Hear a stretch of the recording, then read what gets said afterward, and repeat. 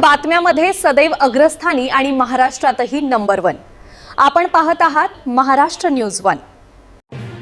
द्वारका सोमनाथ यात्रेस 160 भाविकांचे प्रस्थान, भाविकांचे उत्स्फूर्त स्वागत। श्री क्षेत्र अटाळी येथील संत भोजने महाराज व विठ्ठल रुक्मिणी मंदिराच्या सौजन्याने आयोजित करण्यात आलेल्या श्री द्वारका व सोमनाथ यात्रेला शेगाव रेल्वे स्टेशन येथून भक्तिमय वातावरणात सुरुवात झाली।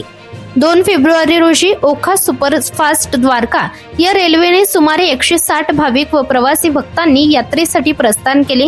या प्रसंगी आयोजक हरिभक्त परायण कैलास महाराज मोरखडे तसेच त्यांचे सहकारी तुकाराम डिक्कर, प्रल्हाद पातोंड, गजानन महाले, राम महाले, दयाराम बेंडे, रामदास काटोले, योगेश काटोले आणि माजी सरपंच दिलीपराव काटोले यांचे रेल यात्री एकता मजूर संघ व सोशल वेलफेअर फाउंडेशनच्या वतीने स्वागत करण्यात आले।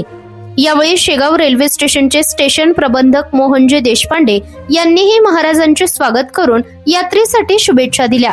सर्व भाविक सुखरूपपणे गाडीत बसल्यानंतरच रेल्वे सुटेल असा शब्द देत त्यांनी भाविकांची विशेष काळजी घेतली। याबद्दल आयोजकांनी त्यांचे आभार व्यक्त केले। श्री संत भोजने महाराज व विठ्ठल रुक्मिणी मंदिराच्या तर्फे दरवर्षी अशा धार्मिक व सामाजिक उपक्रमांचे आयोजन करण्यात येते।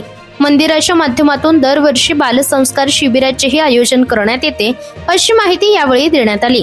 या कार्यक्रमात रेल्वे यात्री एकता मजूर संघाचे अध्यक्ष नंदकुमार पांडे तसेच संघटनेचे सहकारी भाविकांच्या स्वागतासाठी उपस्थित। या बातमीचा व्हिडिओ तुम्हाला आवडला असल्यास व्हिडिओला लाईक करा, शेअर करा आणि महाराष्ट्र न्यूज 1 या न्यूज चॅनलला सबस्क्राईब करा। धन्यवाद।